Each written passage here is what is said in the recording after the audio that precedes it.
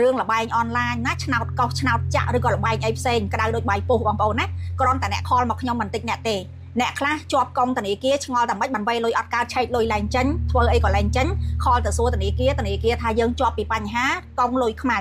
ចាគឺធ្វើអីអត់កើតបងប្អូនខ្លះទៀតពេលដែលចាក់ឆ្នោតត្រូវហើយគេឲ្យផ្ញើ ID card ផ្ញើលិខិតឆ្លងដែនសភៅធនាគារឲ្យគេផ្ញើឲ្យគេទៀតផ្ញើឲ្យគេឲ្យវៃលុយឲ្យគេទៀតដើម្បីចង់បានលុយហ្នឹងត្រូវវៃលុយឲ្យគេសិនបងប្អូនអើយខ្ញុំគិតថាបងប្អូនគួរតែភ្ញាក់ខ្លួនហើយតើមានមនុស្សប្រមាណអ្នកដែលកំពុងតែជួបបញ្ហាហ្នឹងគឺច្រើនខ្លាំងមែនតើអ្នកខ្លះក៏ខលមកសួរហើយខ្ញុំនេះណាបញ្យល់ឡើងវក់វៃពេលខ្លះរកការងាររកធ្វើការងារអីអត់ចាញ់ទេហេតុអ្វីបានជាបងប្អូនមួយចំនួននៅតែប្រាថ្នាចង់បានអ្វីមកស្រួលណារឿងលបែងអនឡាញរឿងចាក់ឆ្នោតអីហ្នឹងបងប្អូនណាអ្នករងបញ្ហាច្រើនខ្លាំងមែនតើណាទី1ចង់បានលុយហ្នឹងមកស្រួលពេកដោយសារតែពេលត្រូវឆ្នោតគេសិតថាយើងឈ្នះ$1 លានណាហើយដើម្បីចង់បាន$1 លានហ្នឹងឬក៏ចង់បានប្រមាណហ្នឹងណាគេប្រាប់ថាឲ្យយើងបង់លុយពន្ធសិនបងប្អូនបងម្ដងហើយចាជួនកាលគេប្លុកយើងចោលភ្លាមជួនកាលនៅមិនអស់ចិត្តគេនៅបញ្ជាក់ប្រាប់យើងឲ្យយើងវេទៅថ្លៃពន្ធអីជាប់បញ្ហាចេះបញ្ហាចុះក្រុមបោកប្រាស់ណាគេមានបណ្ដាញរបស់គេអ្នកខ្លះសម្ដែងធ្វើជាម្ចាស់ឆ្នោតចាម្ចាស់ក្រុមហ៊ុនឆ្នោតអ្នកខ្លះសម្ដែងធ្វើជាប៉ូលីសអ្នកខ្លះសម្ដែងធ្វើជាអ្នកខាងផ្នែកពន្ធអ្នកឯងត្រូវឆ្នោតដែរឥឡូវចាបងលុយពន្ធសិនមកចានិយាយទៅបើចិញ្ចក់យកដល់យើងអស់ពីខ្លួនអ្នកខ្លះទៀតប៉ះពាល់ដល់ផ្លូវចិត្តចាចង់ស្លាប់ខ្លួនទៀតក៏មានដែរ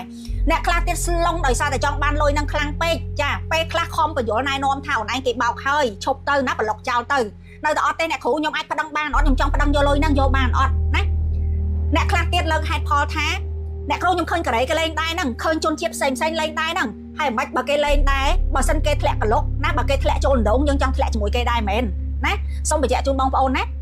យើងធ្វើការនៅទីនេះយើងហត់នឿយណាស់ហត់នឿយគ្រប់គ្រាន់ហើយនៅក្នុងការដែលយើងខំប្រឹងរកលុយដើម្បីបង្កើនជីវភាពឲ្យបានរីកចម្រើនហើយហេតុអីបានបងប្អូនទៅធ្លាក់ចូលអាក្លុកមួយហ្នឹងណា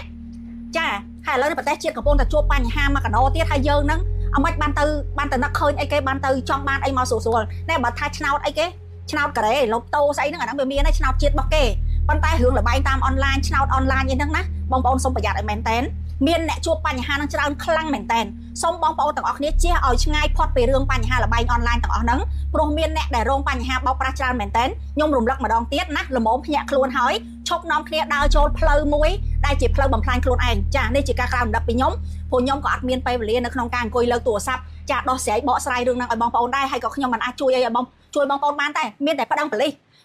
សហើយក៏មិនងាយនៅក្នុងការដោះស្រាយដែរបានតែចំណាយពេលនៅក្នុងការឡើងចុះដោះស្រាយចាព្រោះអីជនបោកប្រាស់គេមិនងាយឲ្យយើងទៅរកគេស្រួលទេជាពិសេសនៅតាមបណ្ដាញអនឡាញមិនដឹងបកគលនៅទីណាទោះបីជាប្រើកងធនាគារឲ្យយើងវេលុយចូលក៏មិនមែនប្រើឈ្មោះខ្លួនឯងដែរវាជាករណីដែលពិបាកនៅក្នុងការប្តឹងតវ៉ាទាមទារគឺពិបាកខ្លាំងណាស់ហើយគ្មានរង្វាន់នោះដើម្បីយកមកឲ្យយើងទេបងប្អូនភ្ញាក់ខ្លួនហើយឈប់ពីពេលនេះតទៅសូមបងប្អូនទាំងអស់គ្នាចូលរួម share ចែករំលែកបន្តព្រោះខ្ញុំដឹងថាមានអ្នកកំពុងតែជួបបញ្ហានឹងច្រើនខ្លាំងមែនតើឈប់បោកខ្លួនឯងឈប់លួងខ្លួនឯងឈប់ធ្លាក់ចូលក្នុងលំនឹងទៀតបងប្អូនចា